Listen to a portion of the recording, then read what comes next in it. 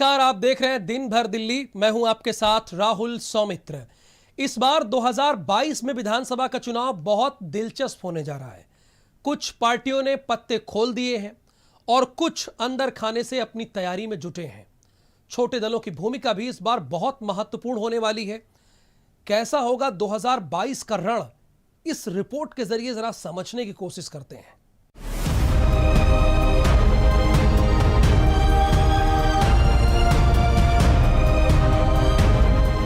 उत्तर प्रदेश पूरी तरह से चुनावी मोड में आ चुका है। देश के सबसे बड़े सियासी सूबे में 2022 के लिए बिगुल भी बज चुका है और सभी पार्टियों ने अंदर खाने तैयारियां शुरू कर दी है। हर पार्टी सोच समझकर पासा फेंक रही है जिससे दूसरे को नुकसान हो और खुद को सियासी फायदा हो सके। इस बार उत्तर प्रदेश की राजनीति बहुत पेचीदा होती जा रही है, क्योंकि कौन किसके साथ लड़ेगा, किस दल के साथ कौन जुड़ेगा, इसको लेकर अभी कई पेच हैं। मायावती ने तो हालांकि पहले ही ऐलान कर दिया है कि वो 22 के चुनाव में अपने दम पर अकेले मैदान में उतरेंगी, लेकिन अखिलेश ने छोटे दलों को साथ लेकर चलने की बात कही है। कांग्रेस का अभी कुछ पता नहीं है किससे गठबंधन करेगी, किसके साथ चुनाव लड़ेगी, इसको लेकर अभी कोई ऐलान नहीं हुआ है। बीजेपी तो पहले ही 22 के लिए पूरी तरह से तैयारी के दावे कर रही है। जब हमको कोई फायदा ही नहीं है गठबंधन से, तो फिर हमें गठबंधन करने का कोई सवाल ही पैदा नहीं होता। अकेले अपने बलबूते पर चुनाव लड़ना हमारे लिए ज्यादा बेहतर होगा। मैंने आपसे कहा कि समाजवादी पार्टी छोटे दलों को जोड़ करके आगे रास्ता साफ करने के लिए लगातार काम करती रहेगी। माया ने पूरी तरह से अपने पत्ते खोल दिए हैं कि वो अकेले ही चुनावी मैदान में उतरेंगी। अखिलेश छोटे दलों को साथ लेकर चुनाव लड़ने की बात कर रहे हैं, लेकिन वो छोटे दल कौन कौन से होंगे अभी ये तय नहीं है। बीजेपी सहयोगियों को साथ लेकर फिर से कमल खिलाने की तैयारी में है, लेकिन बीजेपी के लिए ये राह इतनी आसान लग नहीं रही है, क्योंकि 2017 के बाद 2022 में समीकरण बदल गए हैं। 2017 में ओपी राजभर साथ थे और 2022 में ओपी राजभर अलग हो गए। अनुप्रिया पटेल 2017 में साथ थी और अब 2022 में अनुप्रिया पटेल नाराज हैं। तो वही 2017 में केशव संगठन के मुखिया थे और 2022 में केशव सरकार में है। 2017 में सत्ता विरोधी लहर में बीजेपी जीती थी और अब 2022 में कोरोना मिसमैनेजमेंट से कहीं ना कहीं नाराजगी भी है। हमारे जो सहयोगी दल हैं भारतीय जनता पार्टी के साथ इंटैक्ट खड़े हैं और भारतीय जनता पार्टी उनके साथ मजबूती से अपने पुराने रिकॉर्ड को तोड़ने के लिए और एक नया रिकॉर्ड कायम करने के लिए भारतीय जनता पार्टी चुनाव लड़ने जा रही है। बड़ी पार्टियों के पास वोट नहीं है, जिसका प्रमाण खुद पार्टियां, बड़ी पार्टियां दे रही हैं। बीजेपी के बयान आ रहे हैं, काम हो रहे हैं कि छोटी छोटी पार्टियों से समझौता। समाजवादी पार्टी, बहुजन समाज पार्टी, कांग्रेस, सभी लोग कह रहे हैं कि छोटी छोटी पार्टियों से हम समझौता करेंगे, बड़ी पार्टियों से नहीं।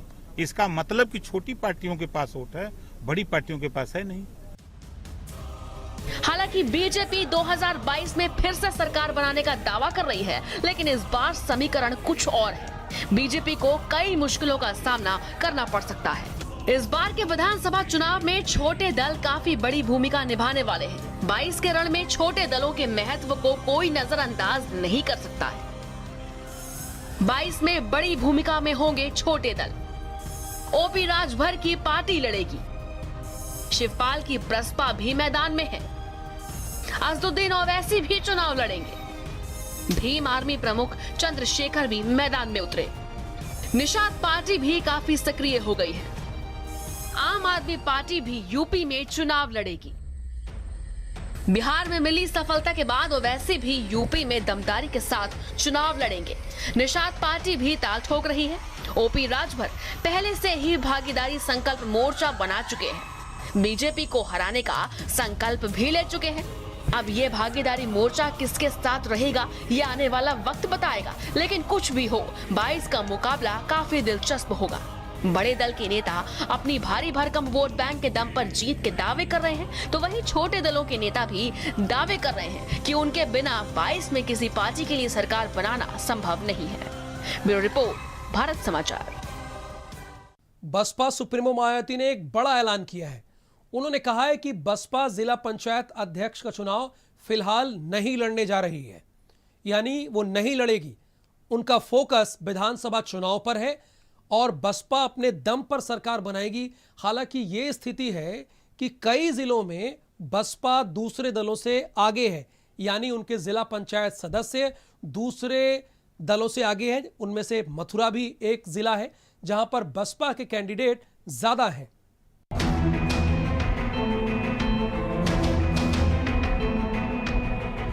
उत्तर प्रदेश में विधानसभा चुनाव के लिए पार्टियों की तरफ से अलायंस की कोशिशें तेज हो गई हैं। इन सबके बीच बहुजन समाज पार्टी ने ऐलान किया है कि वो अपने दम पर चुनावी मैदान में उतरेगी। आगामी होने वाले विधानसभा चुनाव में बीएसपी की जरूर सरकार बनाएगी।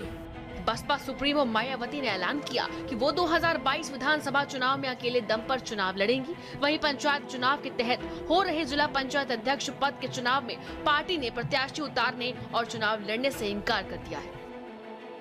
बीएसपी ने इस समय प्रदेश में हो रहे जिला पंचायत अध्यक्ष के चुनाव को नहीं लड़ने का फैसला लिया है। पार्टी के लोगों को ये निर्देशित किया है अपना पूरा समय व ताकत अपनी पार्टी के संगठन को मजबूत बनाने तथा सर्व समाज में पार्टी के जनाधार को बढ़ाने के कार्यों पर ही लगाएं। इस बार यहाँ उत्तर प्रदेश में होने वाले आगामी विधानसभा चुनाव में बीएसपी की अकेले यहाँ अपने बलबूते पर सरकार बन सके। आगामी होने वाले विधानसभा चुनाव में बीएसपी की जरूर सरकार बनाएगी, लेकिन इसके लिए यहाँ बीएसपी के लोगों को विरोधी पार्टियों के सभी साम दाम दंड भेद आदि हथकंडों से भी जरूर सावधान रहना है। यूपी चुनाव में बीएसपी का दांव, माया का एकला चलो रे प्लान, 2022 में सत्ता में वापसी का दावा, संगठन कार्यकर्ताओं पर पूरा भरोसा।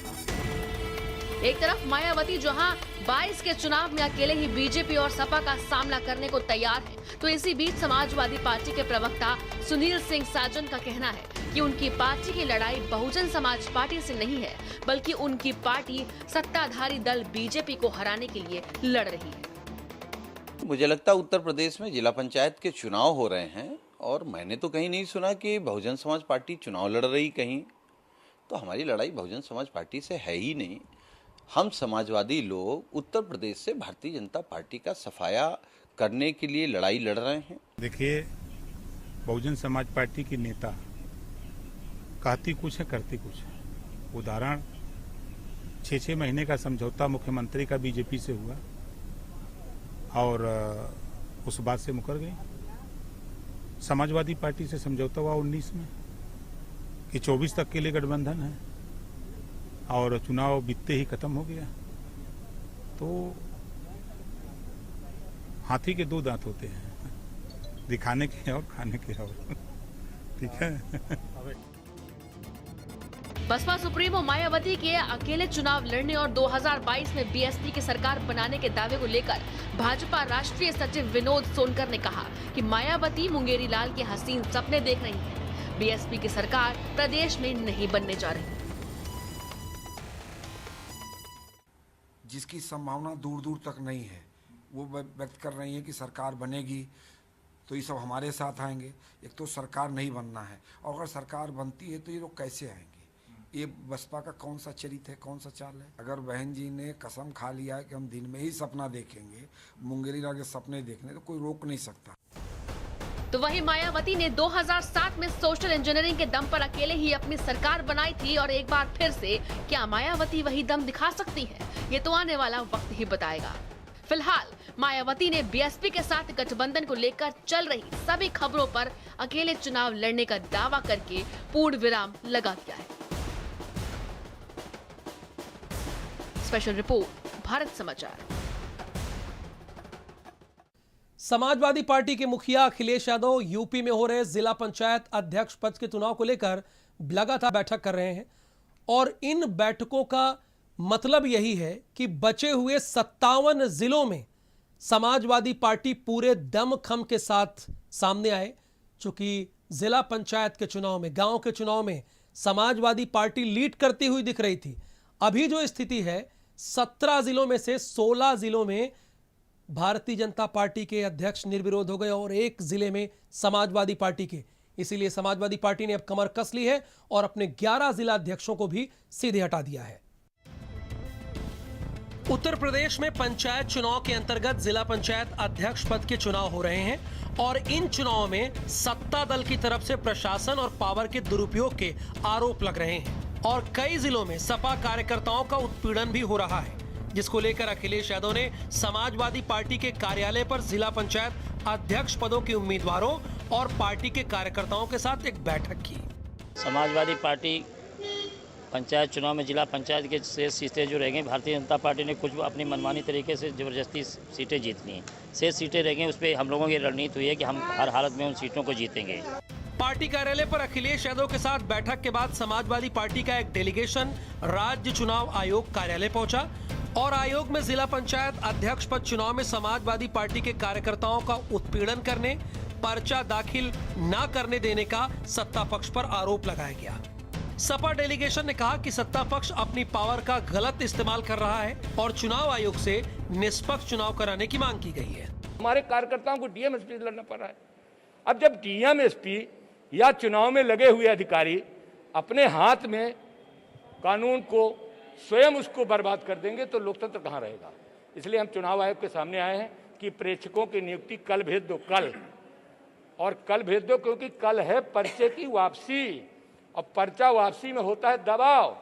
तो जरा प्रेक्षक जी देखें तो कि चुनाव आयोग ने जो प्रेक्षक भेजा है हो क्या रहा है। हमारे जितने जिला पंचायत सदस्य हैं और मेंबरों के खिलाफ ये FIR लिखी जा रही हैं और जिला प्रशासन और डीएम कप्तानों को इतना अगर शौक है चुनाव लड़ाने और लड़ने का तो अपनी नौकरी से इस्तीफा दे के आए, सामने लड़े। भारतीय जनता पार्टी के पक्ष में, उम्मीदवार के पक्ष में मतदान करने के लिए प्रशासनिक मशीनरी का खुलेआम जो इस्तेमाल किया जा रहा है, जो दुरुपयोग किया जा रहा है, ये लोकतंत्र के लिए चिंता का विषय है। 17 जिलों में जिला पंचायत अध्यक्ष निर्विरोध चुने जा चुके हैं। बाकी बचे हुए 57 जिलों में से 41 जिले ऐसे हैं जहां पर बीजेपी और समाजवादी पार्टी के प्रत्याशी आमने सामने हैं, जिसे लेकर बैठकें हुई, जिसमें कार्यकर्ताओं को 11 जिलों में हुई गलतियों से सबक लेने को कहा गया और बाकी चुनाव में पूरे दमखम से लड़ने का संदेश दिया गया, क्योंकि ये चुनाव विधानसभा 2022 के चुनाव से पहले सेमीफाइनल के तौर पर देखा जा रहा है। भारत समाचार के लिए लखनऊ से संजय सिंह चौहान और कफीलुर रहमान की रिपोर्ट। आखिर एक विधायक बेबस क्यों हो गया, ये भी समझेंगे। प्रतापगढ़ में भाजपा जिला मंत्री और उनके पड़ोसी में जमीन विवाद इतना बढ़ गया कि दोनों में जबरदस्त मारपीट हो गई। क्यों, आप हमारी इस रिपोर्ट में देखिए।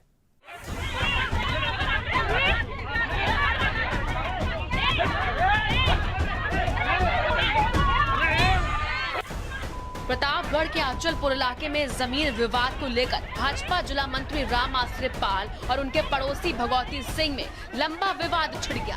जमीन विवाद में पड़ोसी भगवती सिंह ने भाजपा जिला मंत्री के घर पर खूंटा गाड़ दिया। दोनों पक्षों में गहमा गहमी इतनी बढ़ गई कि बात मारपीट तक पहुंच गई। आरोप है कि विपक्षी भगवती सिंह की तरफ से आधा दर्जन लोग भाजपा जिला मंत्री के घर में घुसे और परिवार वालों के साथ मारपीट की।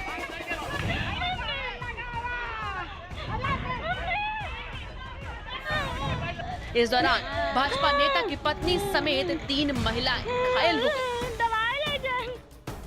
मारपीट और गुंडागर्दी की वारदात सीसीटीवी कैमरे में भी रिकॉर्ड हो गई।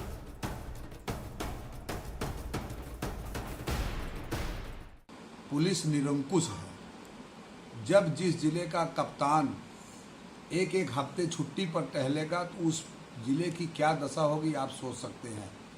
मैं लगातार कोतवाल से संपर्क में, लगातार सीओ के संपर्क में, मैंने कितनी बार उनसे फ़ोन करके कहा है, लेकिन अभी तक उन्होंने मुकदमा लिखने की भी हिमाकत नहीं की है।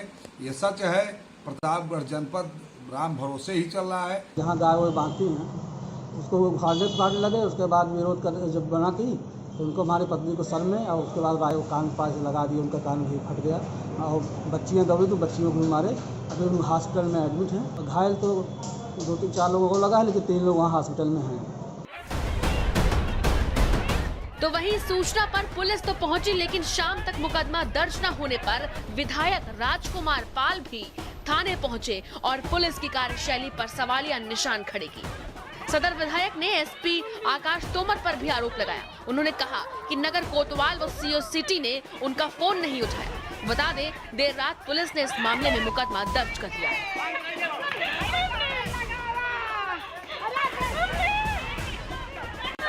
प्रतापगढ़ से सुधीर की रिपोर्ट, भारत समाचार।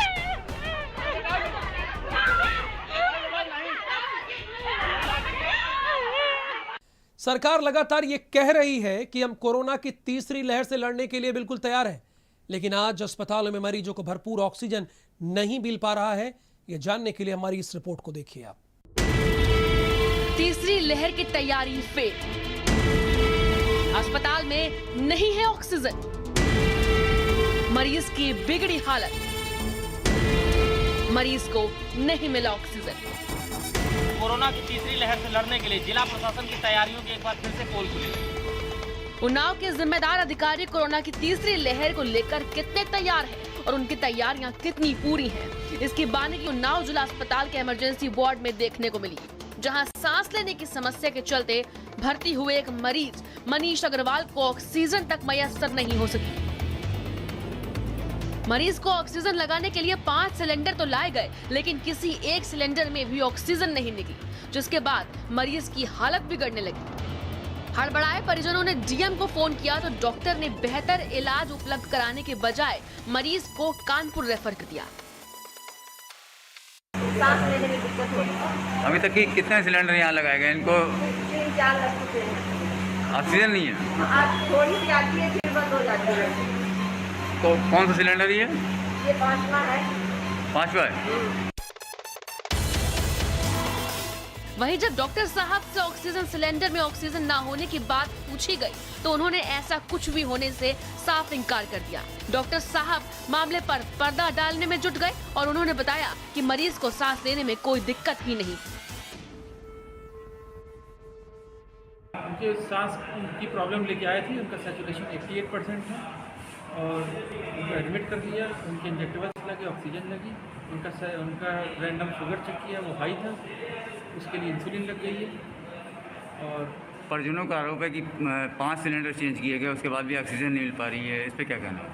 देखिए, ये पेशेंट की अपनी ओपिनियन है। मैंने खुद जाके चेक किया है, सैचुरेशन 98% है, ऑक्सीजन फुल फ्लो में चल रही है और मॉनिटर उनके पास लगा हुआ है, तो ऑक्सीजन की भी कोई कमी नहीं और सिलेंडर वो भी फुल फ्लो में चल रहा है, सैचुरेशन भी कोई कमी नहीं।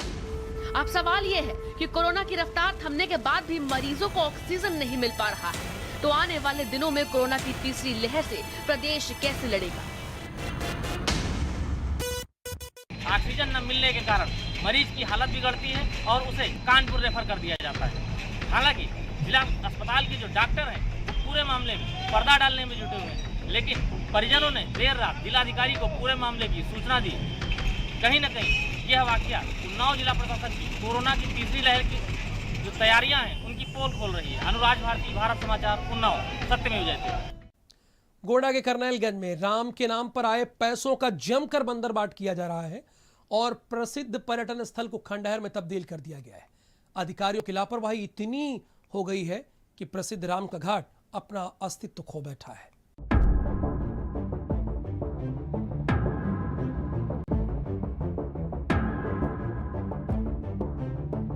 बड़े बड़े दावे करने वाला सिंचाई विभाग अब लाखों के वारे न्यारे कर रहा है और उसकी लगातार पोल भी खुल रही है। गोंडा के करनैलगंज में राम के नाम पर आए रुपयों को जमकर बंदरबाट किया गया, जिसके कारण ऐतिहासिक सकरौटा घाट आज खंडर में तब्दील हो चुका है। पहले कभी सरयू नदी का पानी यहां तक पहुंचता था, लेकिन अधिकारियों और कर्मचारियों के घोटालों ने आज प्रसिद्ध सकरौरा घाट का वजूद ही खत्म कर दिया है। हम इस समय मौजूद हैं करनैलगंज के सकरौर घाट पे। पौराणिक मान्यता है कि ये वही घाट है जहां पर भगवान राम की जो मुलाकात है वो अगस्त ऋषि से हुई थी और यहाँ पे भगवान राम यहाँ पे रहे भी थे कुछ दिन तक, जिसके बाद से इस पौराणिक स्थल के विकास को लेकर के दावे तो बड़े बड़े किए गए, लेकिन आज तक यहाँ धेला भर काम नहीं हुआ है। आप मेरे ठीक बाएं हाथ पे देख सकते होंगे कि एक ये नहर टाइप की एक आई हुई है, और ये नहर, इसका पर्पज़ ये था कि यहाँ पे कभी सरयू जी बहती थी, लेकिन जैसे जैसे समय बीता वैसे वैसे उनका पानी भी यहाँ पे आना बंद हो गया, जिसके बाद लगातार शासन में इसकी पैरवी की गई और ये हुआ कि इस नहर को खोला जाए और इससे जो पानी है वो लगातार यहाँ पे आता रहे, ताकि इसकी जो मान्यता है, वो जो सैकड़ों साल पुरानी मान्यता है, वो लगातार बनी रहे और किसी प्रकार का इसके अस्तित्व को कोई खतरा ना हो। लेकिन जिस तरह से यहाँ के नेताओं ने यहाँ की उपेक्षा की, जिस तरह से यहाँ के घोटालेबाजों ने इस घाट को लेकर के जितना बड़ा घोटाला किया, वो आप साफ तौर पे देख सकते होंगे कि कहीं पर भी इस घाट के विकास को लेकर के कोई भी चीज़ें यहाँ पे दूर दूर तक आपको नहीं दिखाई दे रही होंगी। सपा सरकार में यहाँ पे 38 लाख रुपए भेजे गए थे, लेकिन इस 38 लाख रुपए से यहाँ भी कोई काम नहीं हुआ। हाल ही में इस पूरी जो ये जगह है, यहाँ पे इसकी साफ़ सफाई होनी थी और उस नहर के दरवाजे को पूरी तरीके से खोला जाना था, ताकि जो सरयू जी का पानी है वो यहाँ पे घाट पे आ सके, लेकिन वो भी यहाँ पे नहीं हो पाया है और पूरे का पूरा पैसा जो था वो घोटालेबाजों ने हजम कर लिया। सिंचाई विभाग के ड्रेनेज खंड के कारनामे से राम के नाम पर आए पैसों का जमकर बंदरबात किया गया। बिना सिल्ट सफाई के ही सारा पैसा हजम कर लिया गया। लाखों रुपए सरयू ड्रेनेज खंड ने डकार लिए, जिससे सफाई न होने से सकरौरा घाट आज वीरान पड़ा है। 20 साल पहले सकरौरा घाट को पर्यटन स्थल का दर्जा मिला था। 84 कोसी परिक्रमा में भी सकरौरा घाट आता था, लेकिन एक्सीएन ड्रेनेज खंड राधे श्याम की गणित फेल होने से सब कुछ वीरान हो गया। क्या है यहाँ का वजूद, क्या है अस्तित्व, क्या है, और दूसरी चीज़ यहाँ जो पानी है वो क्यों नहीं आ पा रहा? पानी, ये जो पांडे जी हैं मछली पालन के, तो ये पानी उसी वजह से नहीं आ रहा है। जो खोलना चाहिए था वो पानी उतना खोल नहीं रहे हैं, ठीक है। और यहाँ पे रोज आते हैं लोग यहाँ पूजा पाठ करने के लिए और गंगा स्नान करने के लिए, तो वो भी पानी नहीं आ रहा है। जो ये बारिश की पानी है वही मौजूद है, बाकी जो पानी जो आना चाहिए था, जो खोला गया था, सरकार ने जो कहा था, वादे लिए थे, बड़े बड़े वादे लिए थे, वो भी नहीं खोला गया और ना ही पानी आ रहा है। ये पूरा जो स्थल है, बताया जाता है कि 84 कोसी परिक्रमा के अंतर्गत आता है और ये जो स्थान आप देख रहे होंगे, यहाँ पर आए दिन कोई ना कोई मेला, किसी न किसी तरह का धार्मिक अनुष्ठान यहाँ पे होता रहता है। लेकिन इसके बाद भी जो यहाँ की स्थिति है वो आप देख पा रहे होंगे साफ तौर पे कि कहीं भी किसी प्रकार का यहाँ ना तो कोई विकास हुआ है, ना यहाँ पर किसी भी प्रकार का कोई काम किया गया है, जिसकी वजह से ये जो पौराणिक स्थल है, इसकी जो धरोहर है जिले की माना जाए एक प्रकार से, वो कहीं ना कहीं अपना अस्तित्व जो है वो खोती जा रही है। राजेश तिवारी, भारत समाचार, गोंडा। दिन भर